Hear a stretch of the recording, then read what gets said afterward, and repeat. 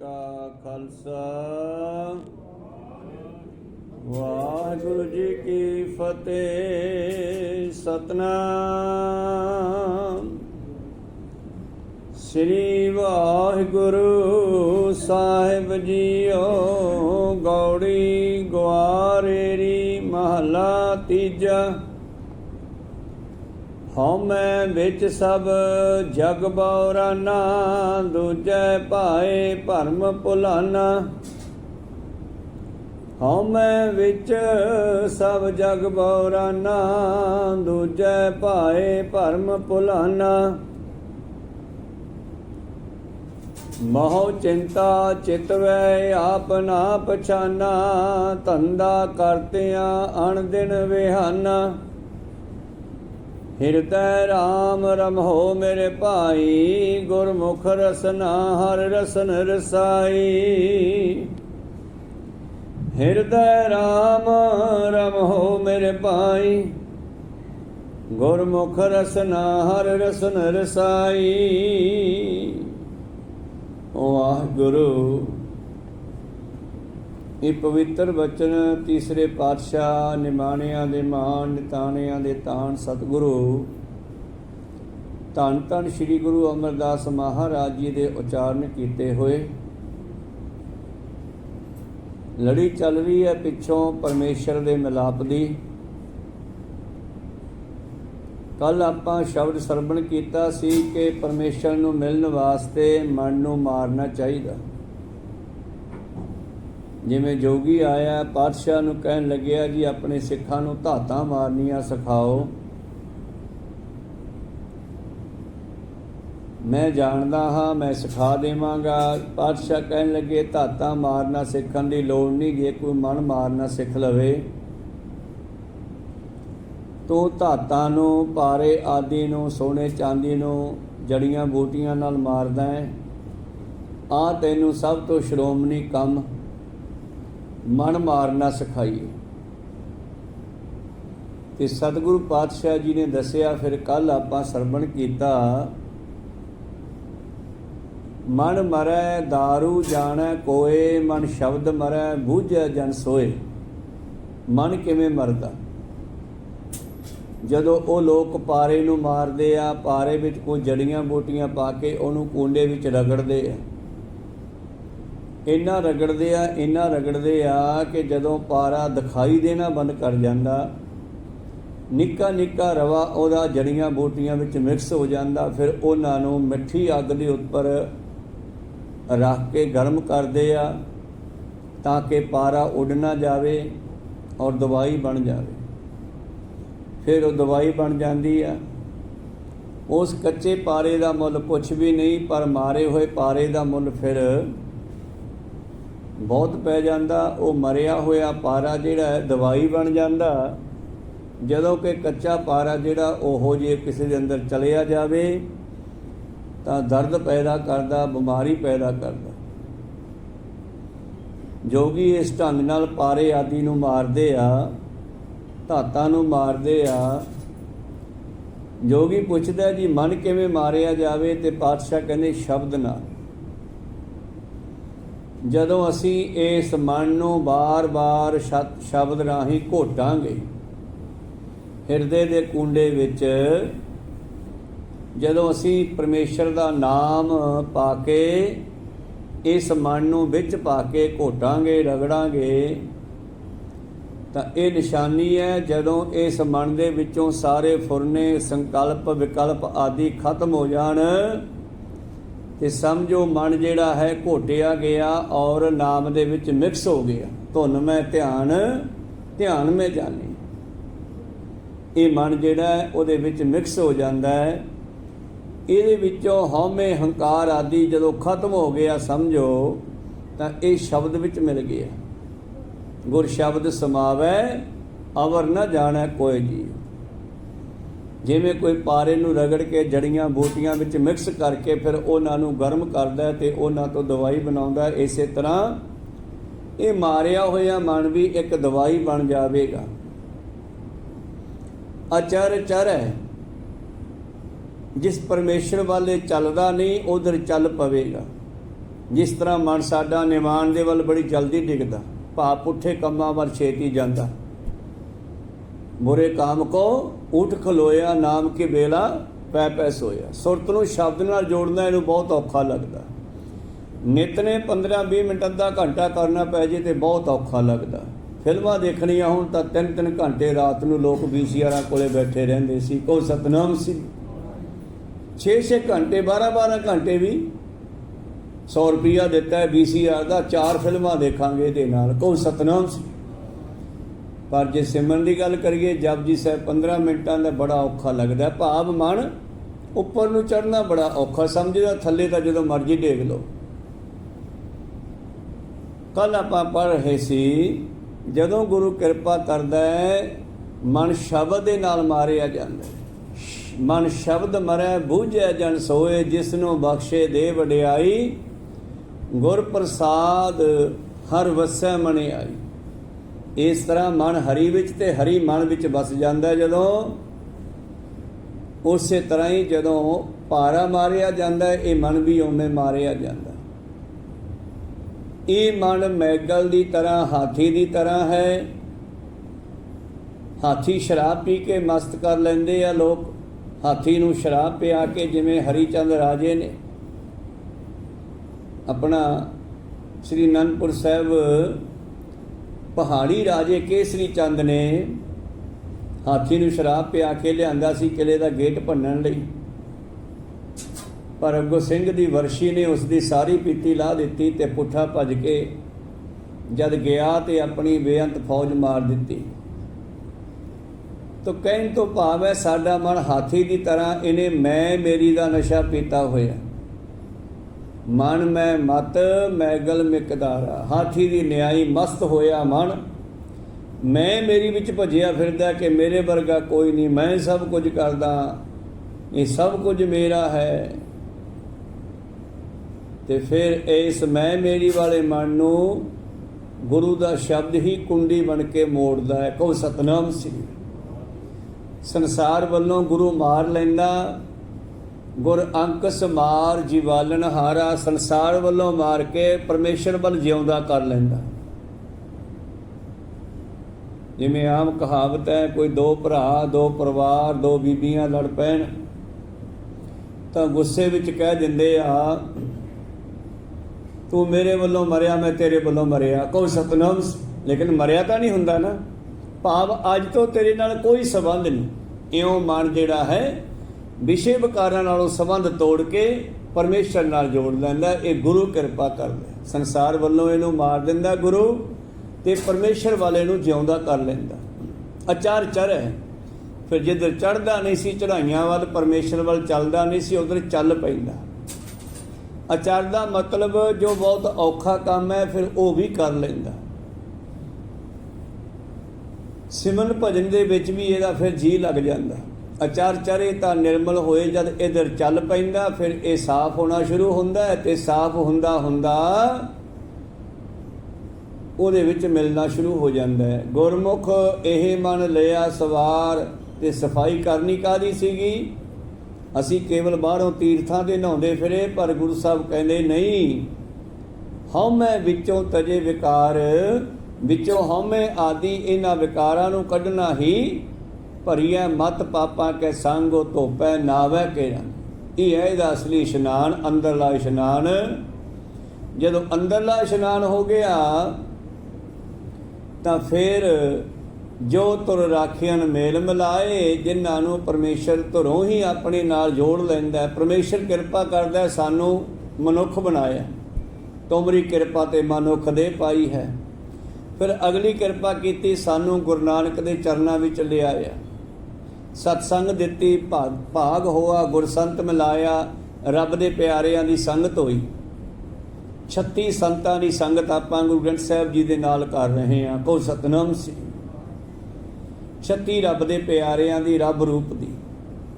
ਹਰ ਕਾ ਸੇਵਕ ਸੋ ਹਰ ਜਿਹਾ, ਹਰੀ ਦੇ ਸਰੂਪ ਦੇ ਪਿਆਰੇ ਜੋ 36, 15 ਭਗਤ, 11 ਭੱਟ, 4 ਗੁਰਮੁਖ ਤੇ 6 ਸਤਿਗੁਰਾਂ ਦੀ ਬਾਣੀ। ਪਾਤਸ਼ਾਹ ਜੀ ਕਹਿੰਦੇ ਫਿਰ ਕੀ ਹੁੰਦਾ ਹੈ, ਜੋ ਤੁਰ ਰਾਖਿਆਨ ਮੇਲ ਮਿਲਾਏ, ਉਹਨਾਂ ਨੂੰ ਫਿਰ ਪਰਮੇਸ਼ਰ ਬਹਾਨਾ ਬਣਾ ਕੇ, ਗੁਰੂ ਵਾਲੇ ਬਣਾ ਕੇ ਫਿਰ ਉਹਨਾਂ ਨੂੰ ਆਪਣੇ ਵਿੱਚ ਮਿਲਾ ਲੈਂਦਾ। ਕਦੇ ਨਾ ਵਿਛੜੈ ਸ਼ਬਦ ਸਮਾਏ, ਆਪਣੀ ਕਲਾ ਆਪੇ ਪ੍ਰਭ ਜਾਣੈ। ਇਹ ਕਿਵੇਂ ਮਿਲਾਉਂਦਾ, ਇਹ ਤਾਂ ਜੁਗਤ ਪਰਮੇਸ਼ਰ ਆਪ ਹੀ ਜਾਣਦਾ। ਬਹਾਨਾ ਬਣਾਉਂਦਾ ਕੋਈ ਨਾ ਕੋਈ। ਆਪਾਂ ਕਿਸੇ ਨਾ ਕਿਸੇ ਬਹਾਨੇ, ਤੁਸੀਂ ਵੇਖੋ ਆਪਣੀ ਬੈਕਗਰਾਉਂਡ, ਜਦੋਂ ਪਹਿਲੀ ਵਾਰ ਗੁਰੂ ਨਾਨਕ ਦੇ ਚਰਨਾਂ ਵਿੱਚ ਆਏ ਸੀ ਤੇ ਉਦੋਂ ਕੀ ਕਾਰਨ ਸੀ? ਕੋਈ ਕਿਸੇ ਬਿਮਾਰੀ ਦੇ ਬਹਾਨੇ ਆ ਗਿਆ, ਕੋਈ ਕਿਸੇ ਲੋੜ ਦੇ ਬਹਾਨੇ ਆ ਗਿਆ, ਕੋਈ ਕਿਸੇ ਤਰ੍ਹਾਂ ਆ ਗਿਆ, ਕੋਈ ਕਿਸੇ ਨੂੰ ਕਿਸੇ ਮਹਾਂਪੁਰਸ਼ ਨੇ ਪ੍ਰੇਰਨਾ ਕੀਤੀ ਵੀ ਗੁਰੂ ਘਰ ਜਾਇਆ ਕਰ। ਇਉਂ ਕਿਸੇ ਨਾ ਕਿਸੇ ਬਹਾਨੇ ਅਸੀਂ ਇੱਥੇ ਪਹੁੰਚ ਗਏ। ਇਹ ਕਲਾ ਪਰਮੇਸ਼ਰ ਨੇ ਵਰਤਾਈ। ਕਿਸੇ ਨੇ ਸਾਨੂੰ ਗੁਰਮੁਖ ਨੇ ਸੱਦ ਕੇ ਹੀ ਕਹਿ ਦਿੱਤਾ ਕਿ ਆ ਤੈਨੂੰ ਬਾਣੀ ਸਿਖਾਵਾਂ। ਅਸਲ ਵਿੱਚ ਜਦੋਂ ਕੋਈ ਇਹੋ ਜਿਹੀ ਕਲਾ ਵਰਤਦੀ ਹੈ, ਉਦੋਂ ਪਰਮੇਸ਼ਰ ਹੀ ਇੱਛਾ ਹੁੰਦੀ ਹੈ ਕਿ ਇਹ ਸਿੱਖ ਨੂੰ ਮੈਂ ਆਪਦੇ ਨਾਲ ਜੋੜਦਾ। ਤੋ ਇਸ ਤਰ੍ਹਾਂ ਗੁਰੂ ਪਾਤਸ਼ਾਹ ਜੀ ਕਹਿੰਦੇ, ਹਉਮੈ ਵਿੱਚੋਂ ਤਜੇ ਵਿਕਾਰ, ਜੋ ਤੁਰ ਰੱਖਿਆਨ ਮੇਲ ਮਿਲਾਏ, ਕਦੇ ਨਾ ਵਿਛੜੈ ਸ਼ਬਦ ਸਮਾਏ। ਉਹ ਸ਼ਬਦ ਦੇ ਵਿੱਚ ਮਿਲ ਜਾਂਦੇ ਆ। ਆਪਣੀ ਕਲਾ ਆਪੇ ਹੀ ਜਾਣੈ, ਨਾਨਕ ਗੁਰਮੁਖ ਨਾਮ ਪਛਾਣ। ਇਹ ਸ਼ਬਦ ਆਪਾਂ ਕੱਲ ਸਰਵਣ ਕੀਤਾ ਸੀ। ਅਗਲੇ ਸ਼ਬਦ ਦੀ ਅਰੰਭਤਾ ਹੁੰਦੀ ਹੈ, ਹਉਮੈ ਵਿੱਚ ਸਭ ਜਗ ਬਉਰਾਨਾ। ਤੋ ਸਿੱਖ ਦਾ ਇਹ ਪ੍ਰਸ਼ਨ ਪੈਦਾ ਹੋ ਗਿਆ, ਮਹਾਰਾਜ ਇਹ ਜਿਹੜੀ ਹਉਮੈ ਦੀ ਗੱਲ ਤੁਸੀਂ ਕਰਦੇ ਹੋ, ਇਹ ਹਉਮੈ ਜਿਹੜਾ ਹੈ ਇਹ ਕੀ ਹੈ? ਇਹ ਕੀ ਨੁਕਸਾਨ ਕਰਦਾ ਮਨੁੱਖ ਦਾ? ਇਹਨੂੰ ਕਿਉਂ ਮਾਰਨਾ ਜ਼ਰੂਰੀ ਹੈ? ਪਿਛਲੇ ਸ਼ਬਦ ਵਿੱਚ ਹਉਮੈ ਦੀ ਗੱਲ ਕੀਤੀ, ਹਉਮੈ ਵਿੱਚੋਂ ਤਜੇ ਵਿਕਾਰ। ਇਹ ਕੀ ਹੈ? ਇਹਦੀ ਜਾਣ ਪਛਾਣ ਕਰਾਓ ਮਹਾਰਾਜ। ਇਹਦਾ ਸਰੀਰ ਤੇ ਕੀ ਡਿਫੈਕਟ ਪੈਂਦਾ, ਕੀ ਚੰਗਾ ਪ੍ਰਭਾਵ ਪੈਂਦਾ, ਮਾੜਾ ਪੈਂਦਾ? ਕਿਉਂਕਿ ਨਵੇਂ ਸਿੱਖ ਆਪਾਂ ਤਾਂ ਕੁਝ ਵੀ ਨਹੀਂ ਪਤਾ। ਗੁਰੂ ਕੋਲੋਂ ਪੁੱਛਣਾ ਚਾਹੀਏ। ਕਹੋ ਸਤਨਾਮ ਸ੍ਰੀ। ਆਪਾਂ ਸਾਰੇ ਪੁੱਛਣ ਵਾਸਤੇ ਬੈਠੇ ਹਾਂ। ਔਰ ਗੁਰੂ ਸਾਹਿਬਾਨ ਨੇ, ਭਗਤਾਂ ਨੇ ਕਿਰਪਾ ਕੀਤੀ, ਆਪੇ ਹੀ ਸਵਾਲ ਪੈਦਾ ਕੀਤੇ ਜੋ ਸਾਡੇ ਸੀ, ਤੇ ਆਪ ਜੀ ਨੇ ਆਪੇ ਹੀ ਸਾਨੂੰ ਉਹਨਾਂ ਦੇ ਜਵਾਬ ਦਿੱਤੇ। ਸਵਾਲ ਸਾਡੇ ਹੈਗੇ ਨੇ, ਸਾਰੇ ਸਾਡੇ ਹੈ ਇਹਦੇ ਵਿੱਚ ਬਾਣੀ ਦੇ। ਮਨੁੱਖ ਜਾਮੇ ਦੇ ਸਵਾਲ ਹੈ ਤੇ ਗੁਰੂ ਸਾਹਿਬ ਜੀ ਦੇ ਸੁਜੈਸ਼ਨ ਹੈ, ਗੁਰੂ ਸਾਹਿਬ ਦੀ ਸਲਾਹ ਹੈ, ਗੁਰੂ ਸਾਹਿਬ ਦੇ ਜਵਾਬ ਹੈ। ਕਹੋ ਸਤਨਾਮ ਸ੍ਰੀ। ਹੁਣ ਸਾਡਾ ਸਵਾਲ ਹੈ ਵੀ ਹਉਮੈ ਕੀ ਹੈ? ਇਹ ਕਿਉਂ ਖਤਮ ਕਰਨਾ ਜ਼ਰੂਰੀ ਹੈ? ਇਹ ਸਾਡਾ ਕੋਈ ਨੁਕਸਾਨ ਕਰਦਾ ਹੈਗਾ? ਪਾਤਸ਼ਾਹ ਕਹਿੰਦੇ ਹਾਂ। ਗੌੜੀ ਗੁਆਰੇਰੀ ਮਹੱਲਾ ਤੀਜਾ, ਹਉਮੈ ਵਿੱਚ ਸਭ ਜਗ ਬਉਰਾਨਾ। ਬੰਦੇ ਦੀ ਮੱਤ ਮਾਰੀ ਜਾਂਦੀ ਹੈ ਇਹਦੇ ਨਾਲ।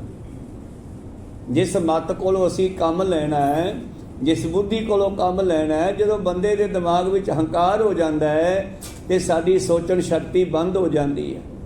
ਤੁਸੀਂ ਫੀਲ ਕਰੋ, ਸਾਰੇ ਸਿਆਣੇ ਬੈਠੇ ਹੋ, ਕਾਫੀ ਲੰਬੇ ਸਮੇਂ ਤੋਂ ਆਪਾਂ ਬਾਣੀ ਦੀਆਂ ਵਿਚਾਰਾਂ, ਇਤਿਹਾਸ ਦੀਆਂ ਵਿਚਾਰਾਂ ਕਰਦੇ ਆ ਰਹੇ ਹਾਂ। ਮੈਥੋਂ ਪਹਿਲਾਂ ਵੀ ਬਹੁਤ ਇੱਥੇ ਕਥਾਵਾਚਕ ਆਏ ਔਰ ਉਹਨਾਂ ਨੇ ਵੀ ਸੁਣਾਈਆਂ। ਤੁਹਾਡੀਆਂ ਉਮਰਾਂ ਮੈਥੋਂ ਵੀ ਵੱਡੀਆਂ ਵੱਡੀਆਂ। ਜਦੋਂ ਸਾਡੇ ਉੱਤੇ ਇਹਨਾਂ ਪੰਜਾਂ ਚੋਂ ਕਿਸੇ ਇੱਕ ਦਾ ਪ੍ਰਭਾਵ ਪੈਂਦਾ ਹੈ, ਜੇ ਕਾਮ ਦਾ ਪ੍ਰਭਾਵ ਪੈਂਦਾ ਸਾਡੀਆਂ ਅੱਖਾਂ 'ਤੇ, ਸਾਡੇ ਕੰਨਾਂ 'ਤੇ, ਸਾਡੇ ਇੰਦਰੀਆਂ 'ਤੇ, ਤਾਂ ਉਦੋਂ ਜਿਹੜਾ ਦਿਮਾਗ ਹੈ ਇਹ ਸੀਜ ਹੋ ਜਾਂਦਾ, ਬੰਦ ਹੋ ਜਾਂਦਾ। ਕਹੋ ਸਤਨਾਮ ਸ੍ਰੀ। ਮੈਂ ਅੱਜ ਦੇ ਸ਼ਬਦਾਂ ਵਿੱਚ ਬੇਨਤੀ ਕਰਾਂ, ਜਦੋਂ ਕ੍ਰੋਧ ਦਾ ਪ੍ਰਭਾਵ ਪੈਂਦਾ ਹੈ ਤੇ ਦਿਮਾਗ ਸੀਜ ਹੋ ਜਾਂਦਾ। ਜਿਵੇਂ ਗੱਡੀ ਆਪਾਂ ਬਹੁਤ ਤੇਜ਼ ਭਜਾਈਏ ਤੇ ਤੇਜ਼ ਕਦੋਂ ਭਜਾਉਂਦਾ ਬੰਦਾ? ਹੰਕਾਰ ਵਿੱਚ, ਵੀ ਮੇਰੇ ਵਰਗਾ ਡਰਾਈਵਰ ਹੀ ਕੋਈ ਨਹੀਂ। ਕਹੋ ਸਤਨਾਮ। ਤੇ ਫਿਰ ਕੀ ਹੁੰਦਾ ਹੈ? ਫਿਰ ਗੱਡੀ ਦੇ ਇੰਜਨ ਵੀ ਸੀਜ ਕਰ ਲੈਂਦਾ, ਉਹ ਵੀ ਬੰਦ ਹੋ ਕੇ ਖੜ ਜਾਂਦੀਆਂ। ਕਹੋ ਸਤਨਾਮ ਸ੍ਰੀ। ਇਸੇ ਤਰ੍ਹਾਂ ਹੀ ਜਦੋਂ ਬੰਦਾ ਦਿਮਾਗ ਦੇ ਵਿੱਚ ਹੰਕਾਰ ਕਰਦਾ ਹੈ, ਕਾਮ ਦੀਆਂ ਵਾਸ਼ਨਾ ਵਿੱਚ ਲਿਪਤ ਹੁੰਦਾ ਹੈ, ਲਾਲਚ ਵਿੱਚ ਚਲਿਆ ਜਾਂਦਾ। ਲਾਲਚੀ ਦੁਕਾਨਦਾਰ, ਲਾਲਚੀ ਬੰਦਾ, ਲਾਲਚੀ ਵਪਾਰੀ ਆਪਣੇ ਸਕੇ ਭੈਣਾਂ ਭਰਾਵਾਂ ਨੂੰ, ਮਾਂ ਪਿਓ ਨੂੰ ਵੀ ਨਹੀਂ ਬਖਸ਼ਦਾ, ਕਿਉਂਕਿ ਉਹਨੂੰ ਦਿਸਦੀ ਕੇਵਲ ਮਾਇਆ, ਹੋਰ ਦਿਸਦਾ ਹੀ ਕੁਛ ਨਹੀਂ। ਕੋਈ ਰਿਸ਼ਤੇਦਾਰ ਨਹੀਂ ਦਿਸਦਾ, ਕੋਈ ਮਿੱਤਰ ਨਹੀਂ ਦਿਸਦਾ। ਉਹਨੇ ਤਾਂ ਛੁਰੀ ਤਿੱਖੀ ਕਰਕੇ ਰੱਖੀ ਆ, ਸਭ ਨੂੰ ਵੱਢਣਾ। ਕਹੋ ਸਤਨਾਮ। ਲੋਭ ਦੀ, ਲਾਲਚ ਦੀ। ਜਦੋਂ ਲਾਲਚ ਆ ਗਿਆ ਨਾ ਅੰਦਰ, ਫਿਰ ਵੀ ਦਿਮਾਗ ਬੰਦ ਹੋ ਗਿਆ, ਨਹੀਂ ਸੋਚਦਾ। ਹੰਕਾਰ ਵਿੱਚ ਵੀ ਨਹੀਂ ਸੋਚਦਾ। ਆ ਮੁਗਲਾਂ ਦਾ ਹੰਕਾਰ ਹੀ ਸੀ ਕਿ ਭਾਰਤ ਵਰਸ਼ ਦੇ ਕਿਤਨੇ ਲੋਕਾਂ ਨੂੰ ਉਹਨਾਂ ਨੇ ਉਹਨਾਂ ਸਮਿਆਂ 'ਚ ਮਾਰੇ। ਹੰਕਾਰ ਹੀ ਸੀ ਔਰੰਗਜ਼ੇਬ ਦਾ। ਉਹਨੇ ਗੁਰੂ ਤੇਗ ਬਹਾਦਰ ਜੀ ਨੂੰ ਸ਼ਹੀਦ ਕੀਤਾ, ਸਿੰਘਾਂ ਨੂੰ ਸ਼ਹੀਦ ਕੀਤਾ, ਸਿੱਖਾਂ ਨੂੰ ਸ਼ਹੀਦ ਕੀਤਾ। ਪਰ ਉਹਦਾ ਡਿਫੈਕਟ ਉਹਨਾਂ ਤੇ ਕੀ ਪਿਆ ਕਿ ਭਾਰਤ ਵਿੱਚੋਂ ਮੁਗਲਾਂ ਦਾ ਰਾਜ ਖਤਮ ਕਰ ਦਿੱਤਾ। ਕੋਈ ਸਤਨਾਮ। ਉਹਨਾਂ ਦੇ ਇੱਕ ਹੰਕਾਰ ਨੇ, ਔਰੰਗੇ ਦੇ ਹੰਕਾਰ ਨੇ ਮੁਗਲਾਂ ਦੀਆਂ ਜੜ੍ਹਾਂ ਪੱਟ ਦਿੱਤੀਆਂ। ਕੋਈ ਸਤਨਾਮ ਸ੍ਰੀ। ਭਾਵ ਬੰਦਾ ਇਹਨਾਂ ਵਿਕਾਰਾਂ ਦੇ ਵਿੱਚ ਲਪਾਏਮਾਨ ਹੋ ਕੇ ਆਪਣੀਆਂ ਜੜ੍ਹਾਂ ਆਪੇ ਪੱਟਦਾ। ਆਪਣੇ ਘਰ ਲੂਤੀ ਲਾਏ, ਬਾਣੀ ਦੇ ਵਿੱਚ ਵਚਨ ਲਿਖਿਆ ਕਿ ਲੂਤੀ ਹੁੰਦਾ ਡੱਕੇ ਨਾਲ ਲੀਰ ਬੰਨ੍ਹ ਕੇ ਅੱਗ ਲਾਉਣੀ ਕਿਸੇ ਨੂੰ। ਕੋਈ ਸਤਨਾਮ ਸੀ। ਤੇ ਬੰਦਾ ਇਹਨਾਂ ਪੰਜਾਂ ਵਿਕਾਰਾਂ ਕਰਕੇ ਆਪਣੇ ਸਰੀਰ ਨੂੰ ਆਪੇ ਲੂਤੀ ਲਾਉਂਦਾ, ਆਪੇ ਹੀ ਅੱਗ ਲਾਉਂਦਾ, ਖਤਮ ਕਰਦਾ ਹੈ। ਮੇਰੇ ਪ੍ਰੀਤਮ ਜੀ ਕਹਿੰਦੇ ਸਿੱਖੋ, ਹਉਮੈ ਤਾਂ ਛੱਡਣਾ ਹੀ ਚਾਹੀਏ। ਹਉਮੈ ਵਿੱਚ ਸਭ ਜਗ ਬਉਰਾਨਾ। ਹੰਕਾਰ ਦੇ ਵਿੱਚ ਬੰਦਾ ਪਾਗਲ ਹੋ ਜਾਂਦਾ ਹੈ, ਕਮਲਾ ਹੋ ਜਾਂਦਾ ਹੈ, ਜਿਸ ਤਰ੍ਹਾਂ ਕੁੱਤਾ ਹਲਕ ਜਾਂਦਾ। ਹੰਕਾਰ ਦੇ ਵਿੱਚ ਬੰਦਾ ਐਸੀ ਅਵਸਥਾ ਵਿੱਚ ਚਲਿਆ ਜਾਂਦਾ, ਆਪਣੇ ਸਕਿਆਂ ਨੂੰ ਵੀ ਵੱਢ ਜਾਂਦਾ ਤੇ ਬਗਾਨਿਆਂ ਨੂੰ ਵੀ ਵੱਢਦਾ। ਜਿਵੇਂ ਹਲਕਿਆ ਕੁੱਤਾ ਮਾਲਕ ਨੂੰ ਵੀ ਵੱਢ ਜਾਂਦਾ, ਇਸੇ ਤਰ੍ਹਾਂ ਹੰਕਾਰ ਐਸੀ ਚੀਜ਼ ਹੈ, ਐਸਾ ਵਿਕਾਰ ਹੈ। ਹਉਮੈ ਦੀਰਘ ਰੋਗ ਹੈ। ਦੀਰਘ ਵੱਡੀ, ਸਭ ਤੋਂ ਵੱਡੀ ਬਿਮਾਰੀ ਹੰਕਾਰ ਹੈ। ਜੇ ਇਉਂ ਕਹਿ ਦਈਏ ਤਾਂ ਕੋਈ ਅੱਤ ਕਥਨੀ ਨਹੀਂ ਹੋਵੇਗੀ ਕਿ ਸਾਰੇ ਵਿਕਾਰਾਂ ਦਾ ਜਰਨੈਲ ਹੀ ਹੰਕਾਰ ਹੈ, ਇਹਨਾਂ ਦਾ ਮੁਖੀਆ ਹੰਕਾਰ ਹੈ। ਜਦੋਂ ਹੰਕਾਰ ਆ ਗਿਆ, ਹੰਕਾਰ ਵਿੱਚ ਹੀ ਬੰਦਾ ਬੀਬੀਆਂ ਦੀ ਬੇਪਤੀ ਕਰਦਾ ਹੈ, ਮੈਨੂੰ ਕਿਹੜਾ ਰੋਕੂਗਾ। ਹੰਕਾਰ ਵਿੱਚ ਹੀ ਬੰਦਾ ਕਿਸੇ ਨੂੰ ਲੁੱਟਦਾ ਹੈ। ਹੰਕਾਰ ਦੇ ਵਿੱਚ ਹੀ ਬੰਦਾ ਲੜਾਈ ਕਰਕੇ ਸਕੇ ਭਰਾ ਨੂੰ ਪਾਣੀ ਦੀ ਵਾਰੀ ਤੇ 2 ਮਿੰਟਾਂ ਪਿੱਛੇ ਵੱਢ ਦਿੰਦਾ। ਕੋਈ ਸਤਨਾਮ ਸੀ। ਹੰਕਾਰ ਹੀ ਕਰਦਾ ਨਾ ਇਹ ਕੰਮ ਸਾਰਾ। ਪਹਿਲਾਂ ਹੰਕਾਰ ਆਉਂਦਾ, ਫਿਰ ਦੂਜੇ ਪੰਜੇ ਵਿਕਾਰਾਂ 'ਚੋਂ ਜਿਹੜੇ ਦੀ ਲੋੜ ਹੋਵੇ ਉਹ ਆ ਜਾਂਦਾ।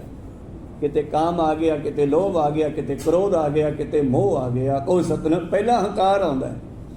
ਹੰਕਾਰ ਮੁਖੀ ਹੈ, ਇਹਨਾਂ ਦਾ ਜਰਨੈਲ ਹੈ। ਤੇ ਬਾਬਾ ਜੀ ਕਹਿੰਦੇ ਜਰਨੈਲ ਨੂੰ ਮਾਰੋ, ਰਾਜੇ ਨੂੰ ਮਾਰੋ। ਇਸ ਨੂੰ ਰਾਜਾ ਮਾਰੇਗਾ, ਫੌਜ ਆਪੇ ਭੱਜੂਗੀ। ਹਉਮੈ ਦੀਰਘ ਰੋਗ ਹੈ, दारू ਪੀ ਇਸ ਮਾਹੇ। ਕਿਰਪਾ ਕਰੇ ਜੇ ਆਪਣੀ ਤਾਂ ਗੁਰ ਕਾ ਸ਼ਬਦ ਕਮਾਹੇ। ਤੇ ਹੰਕਾਰ ਨੂੰ ਮਾਰਨ ਦਾ ਢੰਗ ਹੈ ਗੁਰੂ ਦਾ ਸ਼ਬਦ। ਤੇ ਗੁਰੂ ਦਾ ਸ਼ਬਦ ਕਿਵੇਂ ਮਾਰਦਾ ਹੈ? ਪਰ ਕਾ ਬੁਰਾ ਨਾ ਰਾਖੋ ਚੀਤ, ਤੁਮ ਕੋ ਦੁੱਖ ਨਹੀਂ ਪਾਈ ਮੀਤ। ਗੁਰੂ ਦੇ ਸ਼ਬਦ ਨੂੰ ਸਮਝ ਲਿਆ ਤਾਂ ਅਸੀਂ ਕਿਸੇ ਦਾ ਬੁਰਾ ਕਰਨਾ ਖਤਮ ਕਰਦੇ ਹਾਂ, ਕਿਉਂਕਿ ਬੰਦਾ ਸੁਖੀ ਹੋਣਾ ਚਾਹੁੰਦਾ ਹੈ। ਤੇ ਗੁਰੂ ਅਰਜਨ ਦੇਵ ਜੀ ਨੇ ਸਲਾਹ ਦੇਤੀ ਵੀ ਜੇ ਤੂੰ ਸੁਖੀ ਹੋਣਾ ਹੈ ਤੇ ਦੂਜਿਆਂ ਦਾ ਭਲਾ ਸੋਚ। ਕਹੋ ਸਤਨਾਮ।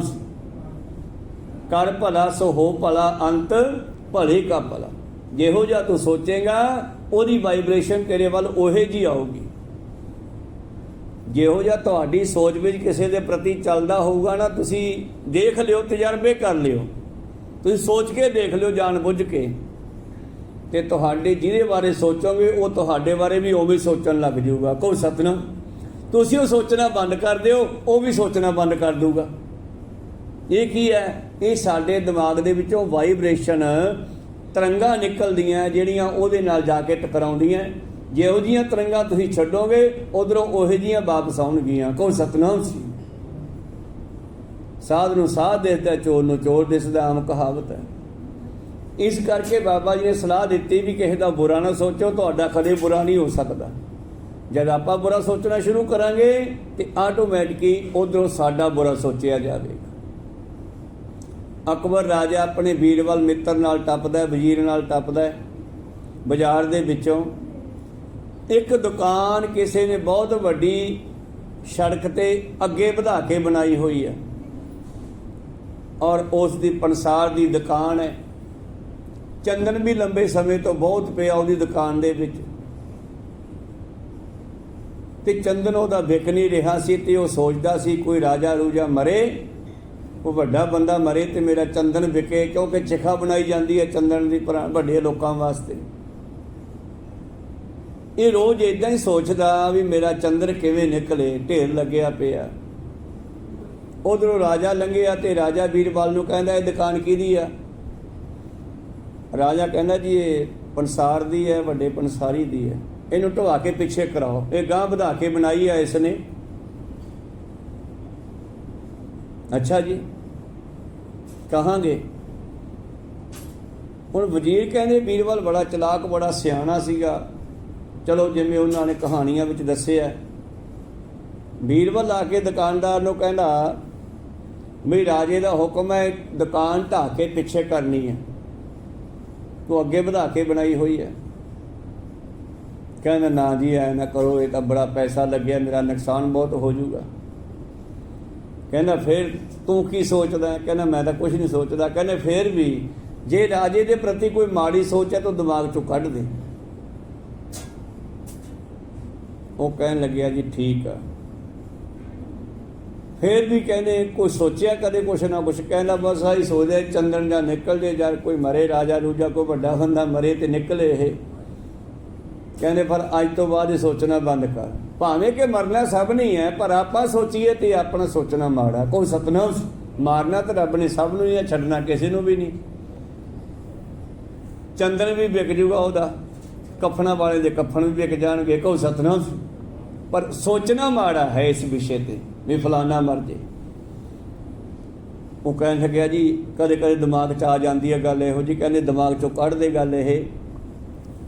ਔਰ ਠੀਕ ਆ, ਉਹਨੇ ਦਿਮਾਗ 'ਚੋਂ ਕੱਢਤੀ। ਕੁਝ ਦਿਨਾਂ ਦੇ ਬਾਅਦ ਰਾਜਾ ਫਿਰ ਟੱਪਿਆ ਔਰ ਦੁਕਾਨ ਵੱਲ ਦੇਖ ਕਹਿੰਦਾ ਇਹ ਢਾਈ ਨਹੀਂ ਹਜੇ? ਕਹਿੰਦੇ ਜੀ ਢਵਾਈ ਨਹੀਂ, ਮੈਂ ਕਿਹਾ ਤਾਂ ਸੀਗਾ। ਚੱਲ ਕਹਿ ਦੀ ਉਹਨੂੰ ਰਹਿਣ ਦੇ, ਨਾ ਢਾਉਣ, ਠੀਕ ਹੈ। ਸਾਡੇ ਦੇਸ਼ ਸ਼ਹਿਰ ਦੀ ਸ਼ਾਨ ਵੀ ਆ, ਸੋਹਣੀ ਲੱਗਦੀ ਹੈ।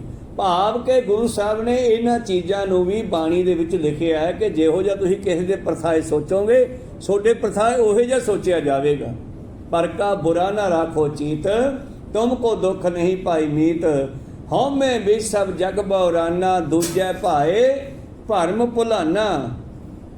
ਦੂਜੇ ਭਾਏ ਦਵੈਤ ਵਿੱਚ ਆ ਕੇ ਬੰਦਾ ਭਰਮਾਂ ਭੁਲੇਖਿਆਂ ਵਿੱਚ ਪੈ ਕੇ ਭੁੱਲ ਜਾਂਦਾ ਹੈ ਆਪਣੇ ਏਮ ਨੂੰ, ਨਿਸ਼ਾਨੇ ਨੂੰ, ਮੇਨ ਮਕਸਦ ਨੂੰ ਕਿ ਮੈਂ ਕੌਣ ਆ, ਕੀ ਲੈਣ ਆਇਆ, ਕੀ ਕਰਨਾ ਚਾਹੀਦਾ, ਕੀ ਨਹੀਂ ਕਰਨਾ ਚਾਹੀਦਾ। ਬਹੁ ਚਿੰਤਾ ਚਿਤਵੈ ਆਪ ਨਾ ਪਛਾਨਾ। ਹੰਕਾਰ ਕਰਕੇ ਬੰਦਾ ਚਿੰਤਾ ਵਿੱਚ ਲੱਗਿਆ ਰਹਿੰਦਾ ਹੈ। ਹੰਕਾਰ ਕਰਕੇ ਹੀ ਰਾਜੇ ਦੂਜੇ ਦੇਸ਼ਾਂ ਤੇ ਹਮਲਾ ਕਰਦੇ ਆ ਔਰ ਫਿਰ ਸੋਚਾਂ 'ਚ ਵੀ ਲੱਗੇ ਰਹਿੰਦੇ ਆ ਵੀ ਇਸ ਦੇਸ਼ ਨੂੰ ਕਿਵੇਂ ਵਿੱਚ ਮਿਲਾਇਆ ਜਾਵੇ। ਹੰਕਾਰ ਕਰਕੇ ਹੀ ਬਹੁਤ ਸਾਰੇ ਪਹਿਲਾਂ ਰਾਜੇ ਹੁੰਦੇ ਸੀ, ਅੱਜ ਮੰਤਰੀ ਸੰਤਰੀ ਆ, ਪ੍ਰਧਾਨ ਮੰਤਰੀ ਆ, ਮੰਤਰੀ ਆਦਿ ਆਦਿ।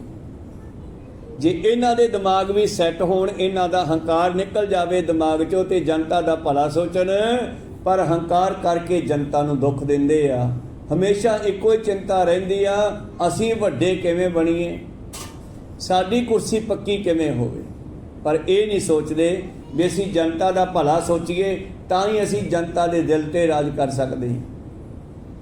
ਤਾਂ ਪਾਤਸ਼ਾਹ ਜੀ ਕਹਿੰਦੇ ਬੰਦਾ ਜਿਹੜਾ ਹੈ ਹੰਕਾਰ ਦੇ ਵਿੱਚ ਕਮਲਾ ਹੋ ਜਾਂਦਾ ਹੈ ਔਰ ਭਰਮਾਂ ਦੇ ਵਿੱਚ ਪਿਆ ਰਹਿੰਦਾ ਹੈ। ਐਂ ਕਰਾਂ ਤਾਂ ਐਂ ਹੋ ਜਾਊਗਾ, ਐਂ ਕਰਾਂ ਤਾਂ ਐਂ ਹੋ ਜਾਊਗਾ। ਤਾਂ ਗੁਰੂ ਪਿਆਰਿਓ, ਪੰਜਾਬ ਦੇ ਵਿੱਚ ਜਿਸ ਤਰ੍ਹਾਂ ਨਸ਼ਾ ਸੰਸਾਰ ਦੇ ਵਿੱਚੋਂ ਆ ਰਿਹਾ, ਪੰਜਾਬ ਸੂਬੇ ਵਿੱਚ, ਕਿਉਂਕਿ ਪੰਜਾਬ ਸੂਬਾ ਇੱਕ ਯੋਧਿਆਂ ਦਾ ਸੂਬਾ ਹੈ, ਜਿੱਥੇ ਹਰੀ ਸਿੰਘ ਨਲੂਏ ਵਰਗੇ ਯੋਧੇ ਪੈਦਾ ਹੋਏ ਆ ਜਿਨ੍ਹਾਂ ਨੇ ਦਰਾ ਖੈਬਰ ਤੱਕ ਇਸ ਪੰਜਾਬ ਨੂੰ ਫੈਲਾ ਦਿੱਤਾ ਸੀ। ਪਰ ਇਸ ਪੰਜਾਬ ਦੇ ਯੋਧਿਆਂ ਨੂੰ ਖਤਮ ਕਰਨ ਵਾਸਤੇ ਉਹਨਾਂ ਹੀ ਐਂਟੀ ਹੰਕਾਰੀ ਲੋਕਾਂ ਨੇ ਇੱਥੇ ਨਸ਼ੇ ਦਾ ਪ੍ਰਚਲਨ ਕਰ ਦਿੱਤਾ। ਇਹ ਹੁਣ ਆਪਾਂ ਨੂੰ ਚਾਹੀਦਾ ਕਿ ਆਪਾਂ ਕਿਵੇਂ ਬਚਣਾ ਇਹਨਾਂ ਮਾੜੀਆਂ ਸ਼ੈਆਂ ਤੋਂ। ਗੁਰੂ ਕਿਰਪਾ ਕਰਨ। ਪਾਤਸ਼ਾਹ ਜੀ ਕਹਿੰਦੇ ਬੰਦਾ ਜਿਹੜਾ ਹੈ ਫਿਰ ਇਸੇ ਚਿੰਤਾ 'ਚ ਰਹਿੰਦਾ ਹੈ ਕਿ ਇਸ ਇਲਾਕੇ ਨੂੰ ਮੈਂ ਆਪਣੇ ਕਬਜ਼ੇ ਵਿੱਚ ਕਿਵੇਂ ਕਰਾਂ। ਚੰਗੀਆਂ ਚੰਗੀਆਂ ਵਿਉਂਤਾਂ ਬਣਾਉਂਦੇ ਰਹਿੰਦੇ ਆ। ਜਿਵੇਂ ਪਿੱਛੇ ਕਿਸਾਨੀ ਅੰਦੋਲਨ ਚੱਲੇ ਆ ਤਾਂ ਜਿਹੜੇ ਹੰਕਾਰੀ ਵੱਡੇ ਲੋਕ ਹੈ ਉਹ ਕੀ ਸੋਚਦੇ ਆ ਵੀ ਜਨਤਾ ਨੂੰ ਗੁਲਾਮ ਕਰਕੇ ਨੌਕਰ ਬਣਾ ਕੇ ਸਾਰਾ ਚੀਜ਼ ਆਪਣੇ ਕਬਜ਼ੇ 'ਚ ਕਰੀਏ ਤੇ ਜਨਤਾ ਤੋਂ ਨੌਕਰ ਬਣਾ ਕੇ ਕੰਮ ਕਰਾਈਏ। ਤੇ ਤੁਸੀਂ ਪੁੱਛਣ ਵਾਲਾ ਹੋਵੇ ਵੀ ਸਾਰਾ ਇੰਨਾ ਸਮਾਨ ਇਕੱਠਾ ਕਰਕੇ ਜਿਹੜਾ ਨਾਲ ਲੈ ਜਾਓਗੇ, ਇੱਥੋਂ ਦੀ ਧਰਤੀ ਇੱਥੇ ਹੀ ਪਈ ਰਹਿ ਜਾਣੀ ਹੈ। ਇਸ ਕਰਕੇ ਗੁਰੂ ਪਾਤਸ਼ਾਹ ਕਿਰਪਾ ਕਰਨ, ਅਗਿਆਨਤਾ ਨੂੰ ਗਿਆਨ ਦੇ ਨਾਲ ਜਿੱਤਿਆ ਜਾ ਸਕਦਾ। ਇੱਕ ਰਾਜੇ ਨੇ ਸਾਰੇ ਰਾਜਿਆਂ ਨੂੰ ਕਾਬੂ ਕਰ ਲਿਆ। ਰਾਜੇ ਨੇ ਪੁੱਛਿਆ ਵੀ ਕੋਈ ਰਾਜਾ ਰਹਿ ਗਿਆ? ਮੈਂ ਸਾਰੇ ਰਾਜੇ ਜਿੱਤ ਲਏ ਹਨ।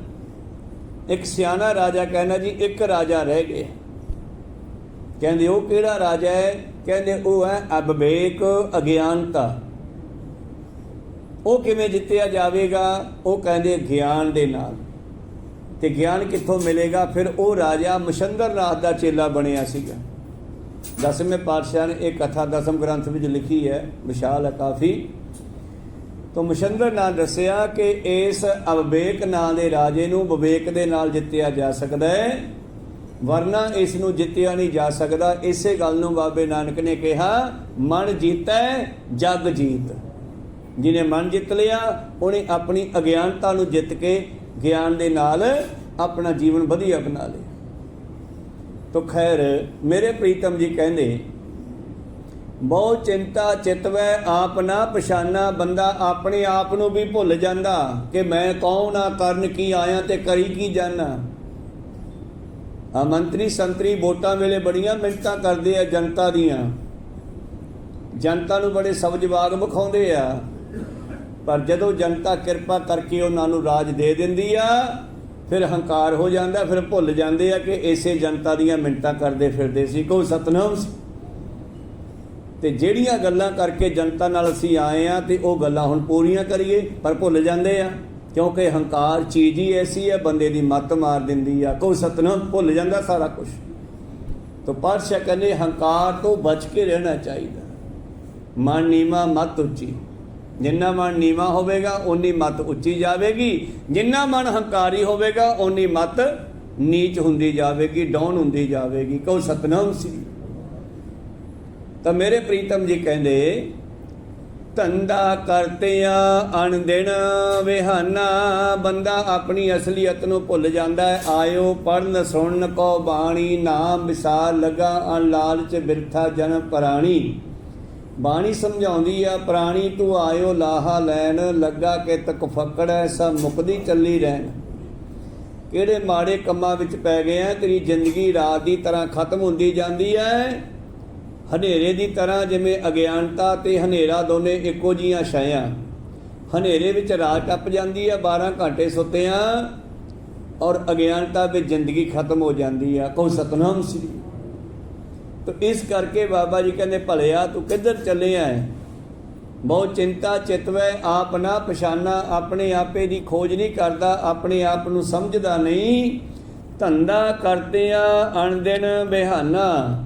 ਸੰਸਾਰ ਦੇ ਧੰਦਿਆਂ ਵਿੱਚ ਫਸਿਆ ਹੋਇਆ ਦਿਨ ਰਾਤ ਜ਼ਿੰਦਗੀ ਬਰਬਾਦ ਕਰਦਾ ਜਾ ਰਿਹਾ ਹੈ, ਹੰਕਾਰ ਕਰਕੇ, ਵਿਕਾਰਾਂ ਕਰਕੇ। ਮੇਰੇ ਪ੍ਰੀਤਮ ਜੀ ਕਹਿੰਦੇ, ਹਿਰਦੈ ਰਾਮ ਰਮੋ ਮੇਰੇ ਭਾਈ, ਗੁਰਮੁਖ ਰਸਨਾ ਹਰ ਰਸਨ ਰਸਾਈ। ਆਓ ਹਿਰਦੇ ਦੇ ਵਿੱਚ ਉਸ ਰਾਮ ਨੂੰ, ਪਰਮੇਸ਼ਰ ਨੂੰ ਵਸਾਉਣਾ ਕਰੀਏ। ਰਸਨਾ ਦੇ ਨਾਲ ਉਹਦਾ ਨਾਮ ਜਪ ਜਪ ਕੇ ਰਸ ਲਈਏ, ਉਸ ਪਰਮੇਸ਼ਰ ਦਾ ਨਾਮ ਜਪ ਕੇ ਰਸ ਲਈਏ। ਕਿਉਂਕਿ ਜਿਉਂ-ਜਿਉਂ ਸਿਮਰਨ ਕਰਾਂਗੇ ਤਿਉਂ-ਤਿਉਂ ਹਿਰਦੇ ਵਿੱਚੋਂ ਹੰਕਾਰ ਦੇ ਉੱਤੇ ਸਿਮਰਨ ਦਾ ਜਲ ਛਿੜਕਿਆ ਜਾਵੇਗਾ, ਪਾਣੀ ਛਿੜਕਿਆ ਜਾਵੇਗਾ, ਹੰਕਾਰ ਦੀ ਅੱਗ ਬੁਝ ਜਾਵੇਗੀ। ਮਨ ਜੀਤੈ ਜਗ ਜੀਤ। ਇਸ ਸਿਮਰਨ ਦੇ ਵਿੱਚ, ਗੁਰੂ ਦੇ ਗਿਆਨ ਵਿੱਚ, ਗੁਰੂ ਦੀ ਬਾਣੀ ਵਿੱਚ ਇਹ ਤਾਕਤ ਹੈ, ਕਿਉਂਕਿ ਬਾਣੀ ਵਿੱਚ ਚੰਗਾ ਜੀਵਨ ਜਿਉਣ ਦੀ ਸਲਾਹ ਹੀ ਦਿੱਤੀ ਗਈ ਹੈ। ਸਾਡਾ ਵਧੀਆ ਜੀਵਨ ਕਿਵੇਂ ਹੋ ਸਕਦਾ?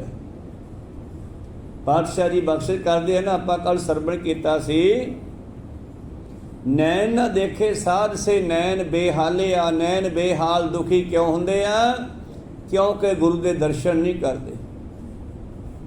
ਕੰਨ ਨਾ ਸੁਣੀ ਨਾਦ ਕੰਨ ਮੁੰਦ ਘਾਲਿਆ। ਕੰਨ ਕਿਉਂ ਖਰਾਬ ਹੈ ਸਾਡੇ? ਕਿਉਂਕਿ ਅਸੀਂ ਗੁਰ ਸ਼ਬਦ ਨੂੰ ਸੁਣਦੇ ਨਹੀਂ, ਵਿਚਾਰਦੇ ਨਹੀਂ। ਰਸਨਾ ਜਪੇ ਨਾ ਨਾਮ ਤਿਲ ਤਿਲ ਕਰ ਕੱਟੀ ਹੈ। ਜਿਹੜੀ ਰਸਨਾ ਪਰਮੇਸ਼ਰ ਦਾ ਨਾਮ ਨਹੀਂ ਜਪਦੀ, ਉਹਦੇ ਟੋਟੇ ਕਰਦੇ।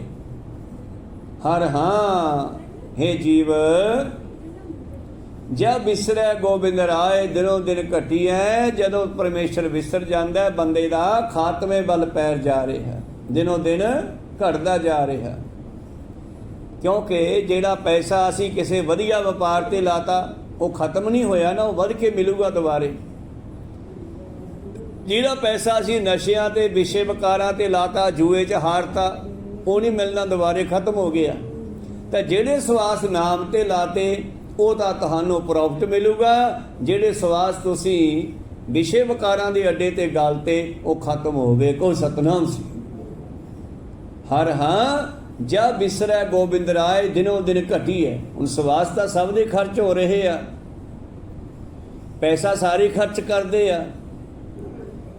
ਪੈਸੇ ਨੂੰ ਕੋਈ ਖਰਚ ਕਰਦਾ ਵਪਾਰ ਤੇ ਚੰਗੇ ਥਾਂ ਤੇ ਉਸ ਦਾ ਵਾਧਾ ਹੁੰਦਾ ਹੈ, ਤੇ ਕੋਈ ਪੈਸੇ ਨੂੰ ਠੇਕੇ ਤੇ ਖਰਚ ਕਰਦਾ ਹੈ, ਵਿਸ਼ੇ ਵਿਕਾਰਾਂ ਦੇ ਅੱਡੇ ਤੇ ਖਰਚ ਕਰਦਾ ਹੈ, ਜੂਆ ਖੇਡਦਾ ਹੈ, ਪੁੱਠੇ ਸਿੱਧੇ ਕੰਮਾਂ ਵਿੱਚ ਪੈਸਾ ਲਾਉਂਦਾ, ਉਹਦਾ ਲੱਗਿਆ ਪੈਸਾ ਖਤਮ ਹੋ ਗਿਆ। ਉਸੇ ਤਰ੍ਹਾਂ ਹੀ ਜਿਹੜੇ ਸਵਾਸ ਨਾਮ ਤੇ ਲੱਗ ਗਏ ਉਹ ਸਾਡੇ ਕੰਮ ਆ ਗਏ, ਤੇ ਜਿਹੜੇ ਸਵਾਸ ਗੁਰੂ ਪਿਆਰਿਓ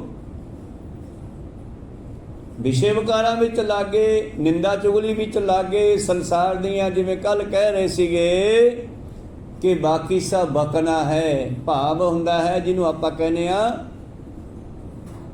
ਉਹ ਬੋਲਣਾ ਜਿਸ ਦਾ ਫਾਇਦਾ ਕੋਈ ਨਾ ਹੋਵੇ, ਭਕਾਈ ਮਾਰਨਾ। ਕੋ ਸਤਨਾਮ ਸੀ। ਇਸ ਕਰਕੇ ਬਾਬਾ ਜੀ ਕਹਿੰਦੇ ਆਓ ਉਸ ਪਰਮੇਸ਼ਰ ਨਾਲ ਜੁੜਨ ਵਾਸਤੇ ਗੁਰਮੁਖ ਬਣ ਕੇ ਰਸਨਾ ਦੇ ਨਾਲ ਉਸ ਹਰੀ ਦੇ ਨਾਮ ਦਾ ਰਸ ਲਈਏ। ਰਹਾਓ ਗੁਰਮੁਖ ਹਿਰਦੈ ਜਿਨ ਰਾਮ ਪਛਾਤਾ। ਇਸ ਹੰਕਾਰ ਨੂੰ ਮਾਰਨ ਦੇ ਲਈ ਨਾਮ ਦਾ ਰਸ ਪਾਈਏ। ਪਾਰੇ ਨੂੰ ਮਾਰਨ ਲਈ ਜੜੀਆਂ ਬੂਟੀਆਂ ਦਾ ਰਸ ਪਾਤਾ। ਇਸ ਕਰਕੇ ਹੰਕਾਰ ਨੂੰ ਮਾਰਨ ਲਈ ਜਿਹੜਾ ਹੈ ਨਾਮ ਦਾ ਰਸ ਪਾਇਆ ਜਾਵੇ। ਇਹ ਵੈਦਾਂ ਨੂੰ ਪਤਾ ਨਾ ਕਿਵੇਂ ਰਸ ਪਾ ਪਾ ਕੇ ਉਹ ਸੋਨੇ ਚਾਂਦੀ ਪਾਰੇ ਨੂੰ ਮਾਰਦੇ ਆ। ਇਹ ਵੀ ਦੱਸਦੇ ਆ ਕਿ ਜੇ ਪਾਰਾ ਮਾਰਿਆ ਜਾਵੇ, ਉਸ ਮਾਰੇ ਹੋਏ ਪਾਰੇ ਵਿੱਚ ਥੋੜੀ ਜਿਹੀ ਕਲੀ ਪਾ ਦਿਓ ਤੇ ਉਹ ਚਾਂਦੀ ਬਣ ਜਾਂਦੀ ਹੈ। ਜੇ ਉਸ ਮਾਰੇ ਹੋਏ ਪਾਰੇ ਦੇ ਵਿੱਚ ਥੋੜਾ ਜਿਹਾ ਤਾਂਬੇ ਦੀ ਤਾਰ ਪਾ ਦਿਓ, ਤਾਂਬੇ ਦਾ ਪੀਸ ਪਾ ਦਿਓ, ਸੋਨਾ ਬਣ ਜਾਂਦਾ। ਭਾਵ ਸਾਡਾ ਮਨ ਜਿਹੜਾ ਹੈ ਜਦੋਂ ਮਰ ਗਿਆ ਤੇ ਕਿੰਨਾ ਚੰਗਾ ਹੋ ਗਿਆ। ਇਹ ਦੇਹ ਸੋ ਕੰਚਨ ਚੰਗੜੀਆ। ਇਹ ਦੇਹੀ ਸੋਨੇ ਤੋਂ ਵੀ ਚੰਗੀ ਹੋ ਗਈ, ਜਿਹੜੀ ਲੋਹੇ ਵਰਗੀ ਸੀ, ਕਿਸੇ ਕੰਮ ਦੀ ਨਹੀਂ ਸੀ, ਜਿਹਦਾ ਮੁੱਲ ਨਹੀਂ ਸੀ ਪੈਂਦਾ। ਹੁਣ ਉਹਦਾ ਇੱਥੇ ਵੀ ਤੇ ਉੱਥੇ ਦੋਹਾਂ ਜਹਾਨਾਂ ਵਿੱਚ ਸਤਕਾਰ ਹੋਣ ਲੱਗੇ। ਇਹ ਦੇਹ ਸੋ ਕੰਚਨ ਚੰਗੜੀ ਆ। ਇਹ ਦੇਹ ਜਿਹੜੀ ਆ ਸੋਨੇ ਤੋਂ ਵੀ ਚੰਗੀ ਹੋ ਗਈ। ਕਦੋਂ? ਜਦੋਂ ਮਨ ਨੂੰ ਗੁਰੂ ਦੇ ਸ਼ਬਦ ਨਾਲ ਮਾਰ ਲਿਆ ਤਾਂ ਇਹਦਾ ਮੁੱਲ ਵੱਧ ਗਿਆ। ਕਹੋ ਸਤਨਾਮ। ਇਹਦਾ ਮੁੱਲ ਪੈ ਗਿਆ। ਬਾਬਾ ਜੀ ਕਹਿੰਦੇ ਗੁਰਮੁਖ ਰਸਨਾ ਹਰ ਰਸਨ ਰਸਾਈ ਰਹਾਓ। ਗੁਰਮੁਖ ਹਿਰਦੈ ਜਿਨ ਰਾਮ ਪਛਾਤਾ। ਜਿਨ੍ਹਾਂ ਨੇ ਹਿਰਦੇ ਵਿੱਚ ਬੈਠੇ ਹਰੀ ਨੂੰ ਪਛਾਣ ਲਿਆ, ਰਾਮ ਨੂੰ ਪਛਾਣ ਲਿਆ, ਆਪਣੇ ਅੰਦਰ ਝਾਤੀ ਮਾਰ ਲਈ, ਬੰਦੇ ਖੋਜ ਦਿਲ ਹਰ ਰੋਜ਼ ਨਾ ਫਿਰ ਪਰੇਸ਼ਾਨੀ ਮਾਹੇ। ਇਹ ਜੋ ਦੁਨੀਆ ਸੇਹਰ ਮੇਲਾ ਦਸਤਗੀਰੀ ਨਾਹੇ। ਇਹ ਦੁਨੀਆ ਇੱਕ ਮੇਲਾ ਹੈ, ਕਿਸੇ ਦੇ ਹੱਥ ਵਿੱਚ ਫੜਿਆ ਹੋਇਆ ਨਹੀਂ। ਤਾਂ ਫਿਰ ਉਹਨਾਂ ਨੇ ਜਗ ਜੀਵਨ ਸੇਵ ਜੁਗ ਚਾਰੇ ਜਾਤਾ। ਉਹਨਾਂ ਨੇ ਜਗ ਜੀਵਨ ਨੂੰ ਸਿਮਰ ਕੇ ਚਾਰਾਂ ਜੁਗਾਂ ਵਿੱਚ ਕੀ ਹੋਇਆ ਤੇ ਕੀ ਅੱਗੇ ਹੋਣਾ ਇਹ ਵੀ ਜਾਣ ਲੈਂਦੇ ਆ। ਦਿਵ ਦ੍ਰਿਸ਼ਟੀ ਹੁੰਦੀ ਹੈ ਸਕੈਨਨ। ਭਾਵ ਜਿਵੇਂ ਐਕਸਰਾ ਮਸ਼ੀਨ ਮਨੁੱਖ ਦੇ ਕੱਪੜਿਆਂ ਵਿੱਚੋਂ ਕੱਪੜਿਆਂ ਨੂੰ ਛੱਡ ਕੇ, ਮਾਸ ਨੂੰ ਛੱਡ ਕੇ ਹੱਡੀਆਂ ਤੱਕ ਦੀ ਫੋਟੋ ਖਿੱਚ ਲੈਂਦੀ ਆ। ਕੋਈ ਸਤਨਾਮ ਸ੍ਰੀ। ਇਸੇ ਤਰ੍ਹਾਂ ਦਿਵ ਦ੍ਰਿਸ਼ਟੀ ਹੁੰਦੀ ਹੈ, ਦੇਵ ਦ੍ਰਿਸ਼ਟੀ, ਜਿਸ ਦੇ ਨਾਲ ਅਸੀਂ ਗੁਪਤ ਰੂਹਾਂ ਨੂੰ ਵੀ ਦੇਖ ਸਕਦੇ ਹਾਂ। ਇਹ ਸਿਮਰਨ ਭਜਨ ਬੰਦਗੀ ਨਾਲ ਬਣਦੀ ਹੈ। ਤੇ ਇਸ ਦਿਵ ਦ੍ਰਿਸ਼ਟੀ ਦੇ ਨਾਲ ਫਿਰ ਕਹਿੰਦੇ ਉਹ ਬੀਤੇ ਹੋਏ ਦਾ ਤੇ ਆਉਣ ਵਾਲੇ ਸਮੇਂ ਦਾ ਵੀ ਜਾਣਕਾਰੀ ਲੈ ਸਕਦਾ। ਐਸੀ ਪਰਮੇਸ਼ਰ ਦੇ ਸ਼ਬਦ ਵਿੱਚ, ਨਾਮ ਦੇ ਵਿੱਚ ਕਹਿੰਦੇ ਤਾਕਤ ਆ। ਜਗ ਜੀਵਨ ਸੇਵ ਜੁਗ ਚਾਰੇ ਜਾਤਾ। ਹਉ ਮੈਂ ਮਾਰ ਗੁਰ ਸ਼ਬਦ ਪਛਾਤਾ। ਹੁਣ ਗੁਰਬਾਣੀ ਦੀ ਸਮਝ ਕਦੋਂ ਆਊਗੀ? ਜਦੋਂ ਅਸੀਂ ਹੰਕਾਰ ਛੱਡ ਕੇ ਵਿਚਾਰਾਂਗੇ। ਕਹੋ ਸਤਨਾਮ ਸੀ। ਪਛਾਤਾ ਪਛਾਣਿਆ। ਗੁਰਬਾਣੀ ਦੇ ਸ਼ਬਦਾਂ ਦੀ ਸਮਝ ਕਦੋਂ ਆਊਗੀ? ਜਦੋਂ ਅਸੀਂ ਨਿਮਰਤਾ ਸਹਿਤ ਬਾਣੀ ਨਾਲ ਜੁੜਾਂਗੇ। ਬਾਣੀ ਬਿਰਲੋ ਵਿਚਾਰ ਸੀ ਜੇ ਕੋ ਗੁਰਮੁਖ ਹੋਏ। ਇਹ ਬਾਣੀ ਮਹਾਪੁਰਖ ਕੀ ਨਿਜ ਕਰ ਵਾਸਾ ਹੋਏ। ਇਹ ਬਾਣੀ ਮਹਾਪੁਰਖ ਮਤਲਬ ਪਰਮੇਸ਼ਰ ਦੀ ਆ। ਜਿਹੜਾ ਬਾਣੀ ਨੂੰ ਪਛਾਣ ਗਿਆ, ਬਾਣੀ ਨਾਲ ਜੁੜ ਗਿਆ, ਬਾਣੀ ਮੁਤਾਬਕ ਚੱਲ ਪਿਆ, ਕਿਉਂਕਿ ਚੱਲਣਾ ਪੈਣਾ। ਸੁਣਿਆ ਮੰਨਿਆ ਮਨ ਕੀਤਾ ਭਾਉ ਅੰਤਰਗਾ ਤੀਰਥ ਮਲ ਨਾਓ। ਜਿਹੜਾ ਚੱਲ ਪਿਆ ਉਹਦੀ ਗੱਲ ਕਰਦਾ ਮੈਂ। ਬਾਣੀ ਕਹਿੰਦੀ ਆ, ਬਾਹੋ ਬਾਹੋ ਬਾਣੀ ਨਿਰੰਕਾਰ ਹੈ, ਤਿਸ ਜੇਵੜ ਅਵਰ ਨਾ ਕੋਈ। ਇਹ ਬਾਣੀ ਹੀ ਰੱਬ ਹੈ। ਬਾਣੀ ਮੁਤਾਬਕ ਚੱਲ ਪਿਆ ਤਾਂ ਤੁਸੀਂ ਰੱਬ ਹੀ ਬਣ ਜਾਓਗੇ। ਪਾਤਸ਼ਾਹ ਦਾ ਬਚਨ ਹੈ ਨਾ ਕਿ ਇਸ ਬਾਣੀ ਨੂੰ ਸਿਮਰੋ ਔਰ ਬਾਣੀ ਬਣ ਜਾਓ। ਆਪਾਂ ਸ਼ਬਦ ਬਣਨਾ ਹੈ, ਕਿਉਂਕਿ ਸ਼ਬਦ ਵਿੱਚੋਂ ਨਿਕਲੇ ਆ। ਇੱਕ ਸ਼ਬਦ ਆਪਾਂ ਪੜ੍ਹਦੇ ਹੁੰਨੇ ਆ ਕਿਸੇ ਗੁਰਮੁਖ ਦੇ ਚਲਾਣੇ ਤੇ, ਸੂਰਜ ਕਿਰਨ ਮਿਲੇ ਜਲ ਕਾ ਜਲ ਹੁਆ ਰਾਮ, ਜੋਤੀ ਜੋਤ ਰਲੀ ਸੰਪੂਰਨ ਥੀਆ ਰਾਮ। ਹੁਣ ਜਿਹੜਾ ਪਹਿਲਾ ਪੰਕਤੀ ਹੈ, ਸੂਰਜ ਕਿਰਨ ਮਿਲੇ ਜਲ ਕਾ ਜਲ ਹੁਆ ਰਾਮ, ਇਹਦਾ ਕੀ ਮਤਲਬ ਹੈ ਭਲਾ? ਜਿਹੜਾ ਪਾਣੀ ਪਹਿਲਾਂ ਹਵਾ ਸੀਗਾ, ਹਵਾ ਠੰਡੀ ਹੋ ਕੇ ਪਾਣੀ ਬਣ ਗਿਆ, ਉਹ ਹੋਰ ਠੰਡਾ ਹੋ ਕੇ ਬਰਫ਼ ਬਣ ਗਿਆ। ਹੁਣ ਕਿਸੇ ਤੇ ਹਵਾ ਜਿਹੜੀ ਹੈ ਸਾਡੇ ਵਿੱਚੋਂ ਲੰਘਦੀ ਹੈ, ਸਾਨੂੰ ਕੋਈ ਤਕਲੀਫ ਨਹੀਂ ਹੁੰਦੀ। ਉਹ ਹਵਾ 'ਚੋਂ ਪਾਣੀ ਬਣ ਗਿਆ, ਪਾਣੀ ਦੀ ਬਾਲਟੀ ਮਾਰੋ ਥੋੜ੍ਹੀ ਜਿਹੀ ਚੋਟ ਲੱਗਦੀ ਆ। ਜੰਮਿਆ ਹੋਇਆ ਬਰਫ਼ ਦਾ ਡਲਾ ਮਾਰੋ ਤੇ ਉਹ ਇੱਟ ਵਾਂਗੂ ਵੱਜਦਾ ਹੈ, ਤਾਂ ਉਹ ਪਾਣੀ ਦਾ ਹੀ ਕੋ ਸਤਨੁਰ। ਲੇਕਿਨ ਉਹਦਾ ਸੁਭਾਅ ਬਦਲ ਗਿਆ, ਉਹ 'ਚ ਔਗਣ ਆ ਗਿਆ, ਉਹ ਜੰਮ ਗਿਆ। ਉਹ ਜੰਮਿਆ ਹੋਇਆ ਡਲਾ ਬਰਫ਼ ਦਾ ਕਿਸੇ ਦੇ ਮਾਰੋ ਤੇ ਇੱਟ ਵਾਂਗੂ ਵੱਜਦਾ। ਪਰ ਜਦੋਂ ਉਹ ਬਰਫ਼ ਦੇ ਡਲੇ ਉੱਤੇ ਸੂਰਜ ਦੀਆਂ ਕਿਰਨਾਂ ਪਈਆਂ, ਸੂਰਜ ਦੀਆਂ ਕਿਰਨਾਂ ਨੇ ਬਰਫ਼ ਨੂੰ ਪਾਣੀ 'ਚ ਬਦਲਤਾ। ਹੋਰ ਸੂਰਜ ਦੀਆਂ ਕਿਰਨਾਂ ਪਈਆਂ ਤੇ ਉਸ ਪਾਣੀ ਨੂੰ ਭਾਫ ਦੇ ਵਿੱਚ ਬਦਲ ਕੇ ਉਹੀ ਜਿਹੜਾ ਪਹਿਲਾਂ ਸੀ ਉਹੀ ਬਣਾ ਦਿੱਤਾ, ਹਵਾ ਬਣਾ ਦਿੱਤਾ। ਕੋਈ ਸਤਨਾਮ ਸੀ। ਸਾਚੇ ਤੇ ਪਵਨਾ ਭਇਆ, ਪਵਨ ਤੇ ਜਲ ਹੋਏ, ਜਲ ਤੇ ਤ੍ਰੈ ਪਵਨ ਸਾਜਿਆ, ਘੜ ਘੜ ਜੋੜ ਸਮੋਏ। ਪਰਮੇਸ਼ਰ ਤੋਂ ਪਹਿਲਾਂ ਹਵਾ ਬਣੀ, ਹਵਾ ਤੋਂ ਪਾਣੀ ਬਣਿਆ, ਪਾਣੀ ਤੋਂ ਆਪਾਂ ਸਾਰੇ ਬਣੇ, ਵਿੱਚ ਆਪਣੇ ਜੋਤ ਰੱਖਤੀ। ਕਹਿੰਦੇ ਜਿਵੇਂ ਬਰਫ਼ ਵਾਪਸ ਸੂਰਜ ਦੀ ਗਰਮੈਸ਼ ਨਾਲ ਦੁਬਾਰਾ ਫੇਰ ਹਵਾ ਬਣ ਗਈ, ਉਸੇ ਤਰ੍ਹਾਂ ਇਹ ਜੀਵ ਗੁਰਬਾਣੀ ਦੀਆਂ ਕਿਰਨਾਂ ਨਾਲ ਦੁਬਾਰੇ ਫਿਰ ਪਰਮੇਸ਼ਰ ਬਣ ਗਿਆ। ਕੋਈ ਸਤਨਾਮ ਸੀ।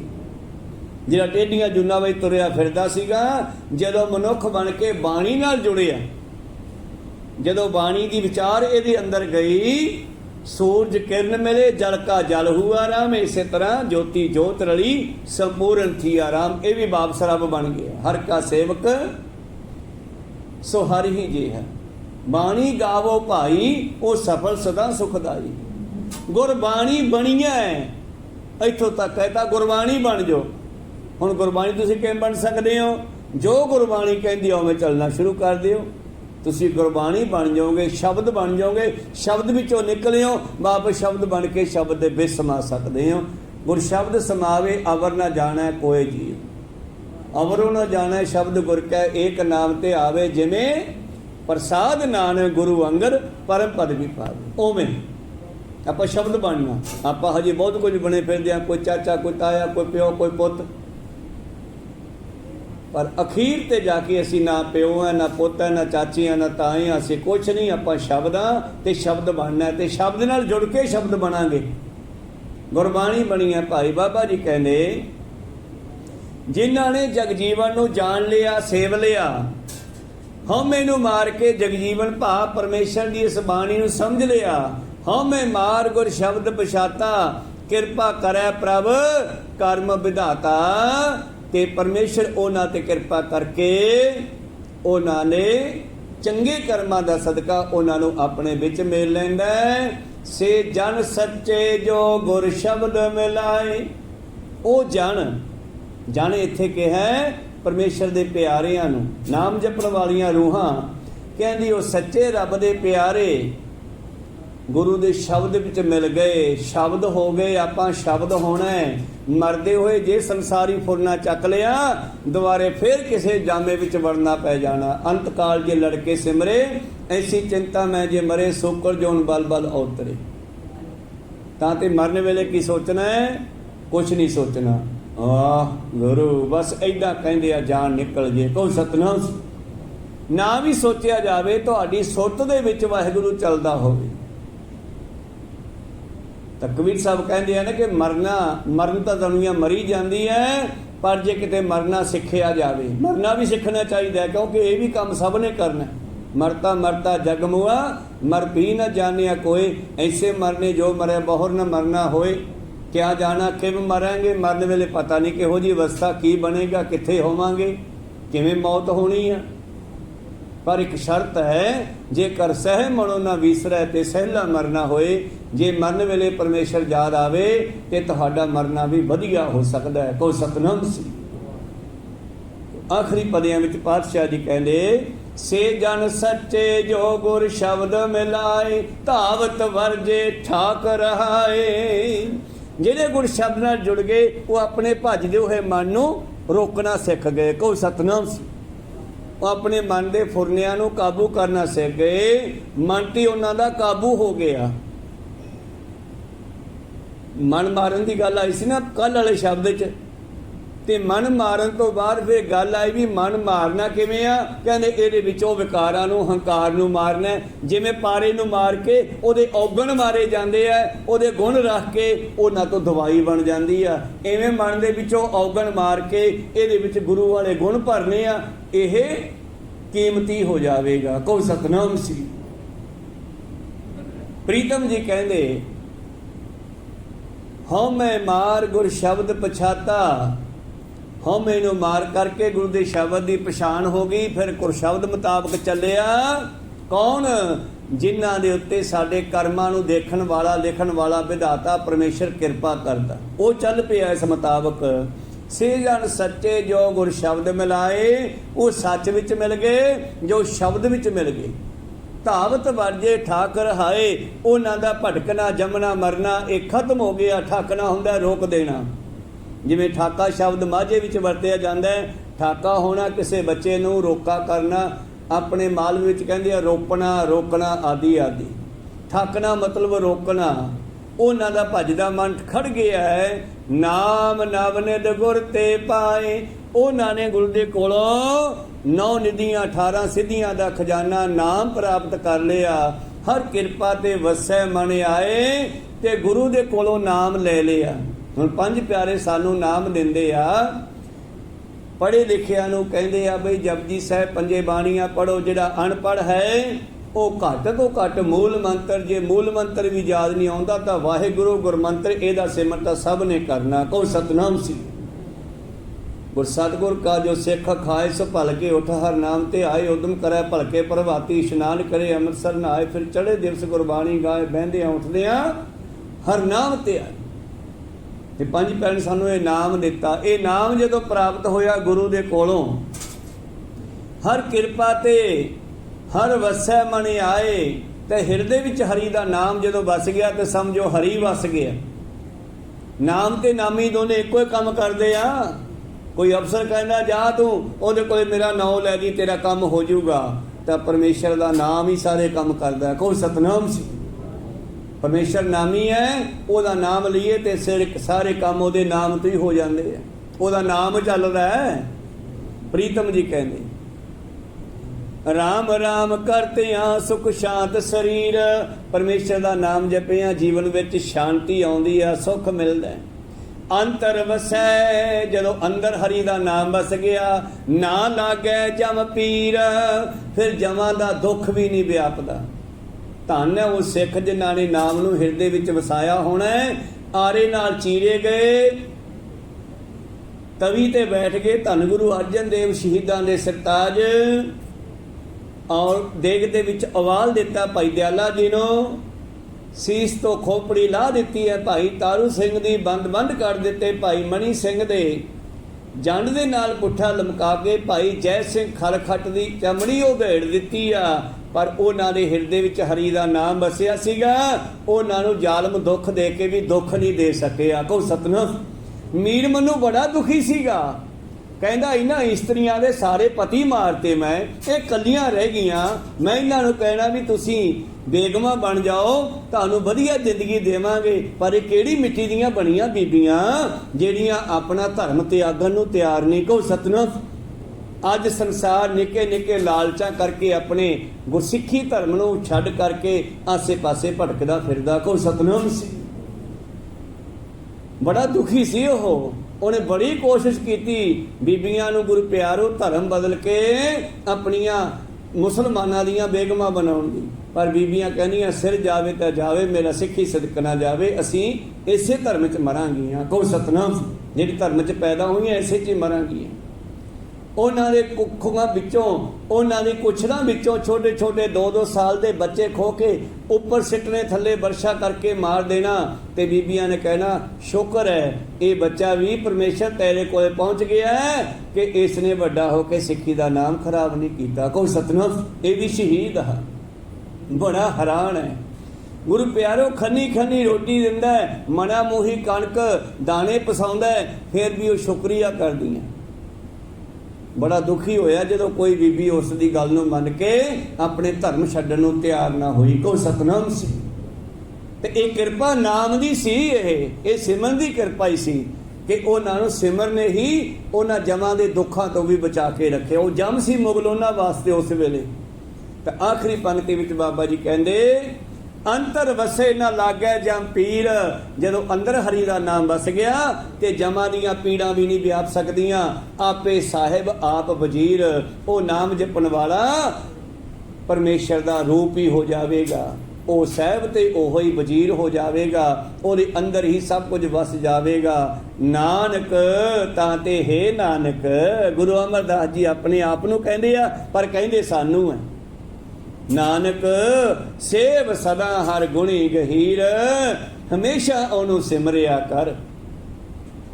ਫਿਰ ਅਗਲਾ ਸਵਾਲ ਪੈਦਾ ਹੋ ਗਿਆ ਸਿੱਖਾਂ ਦਾ, ਬਈ ਮਹਾਰਾਜ ਸਿਮਰਨ ਦਾ ਕੀ ਫਾਇਦਾ? ਇਹਦੇ ਬਾਰੇ ਵੀ ਦੱਸ ਦਿਓ। ਤੁਸੀਂ ਕਹਿੰਦੇ ਹੋ ਵੀ ਨਾਨਕ ਹਰ ਵੇਲੇ ਸਿਮਰਿਆ ਕਰ, ਉਹ ਗੁਣਾਂ ਦਾ ਖਜ਼ਾਨਾ। ਇਹ ਸਿਮਰਨ ਦਾ ਹੋਰ ਕੀ ਫਾਇਦਾ ਹੋਵੇਗਾ? ਫਿਰ ਅਗਲਾ ਸ਼ਬਦ ਪੈਦਾ ਹੋ ਗਿਆ, ਜਵਾਬ ਸਤਿਗੁਰ ਦਾ, ਗੌੜੀ ਗੁਆਰੇਰੀ ਮਹੱਲਾ ਤੀਜਾ। ਸੋ ਕਿਉਂ ਵਿਸਰੈ ਜਿਸਕੇ ਜੀ ਪ੍ਰਾਨਾ। ਉਹਨੂੰ ਕਿਉਂ ਸਿਮਰਨਾ? ਆ ਮੈਂ ਦੱਸਾਂ। ਕੋ ਸਤਨਾਮ ਸੀ। ਗੁਰੂ ਪਾਤਸ਼ਾਹ ਕਹਿੰਦੇ ਆ ਸਿੱਖੋ ਦੱਸਾਂ ਸੁਣੋ, ਮੈਂ ਸਿਮਰਨਾ ਕਿਉਂ ਹੈ, ਉਹਨੂੰ ਕਿਉਂ ਹਮੇਸ਼ਾ ਸ਼ੁਕਰੀਆ ਕਰਨਾ, ਕਿਉਂ ਉਹਨੂੰ ਯਾਦ ਕਰਨਾ ਹੈ। ਇਹ ਸ਼ਬਦ ਆਪਾਂ ਕੱਲ ਨੂੰ ਸਰਵਣ ਕਰਾਂਗੇ। ਹੁਣ ਸਮਾਂ ਸਮਾਪਤੀ ਤੇ ਆ, ਇੱਥੇ ਰੋਕਣ ਦੀ ਆਗਿਆ ਬਖਸ਼ੋ। ਬੋਲਦਿਆਂ ਨੇ ਇੱਕ ਅੱਖਰ ਬਾਅਦ ਘਾਟ ਹੋ ਜਾਂਦੇ। ਸਿੱਖ ਸੰਗਤਾਂ ਤੇ ਸਤਿਗੁਰੂ ਬਖਸ਼ਣ ਯੋਗ ਹੈ, ਬਖਸ਼ ਲੈਣਾ ਜੀ। ਸਮਾਪਤੀ ਕਰੀਏ। ਮਿਲਾਓ ਫਤਿਹ ਪਾ ਫਤਿਹ। ਵਾਹਿਗੁਰੂ ਜੀ ਕਾ ਖਾਲਸਾ, ਵਾਹਿਗੁਰੂ ਜੀ ਕੀ ਫਤਿਹ। ਵਾਹਿਗੁਰੂ।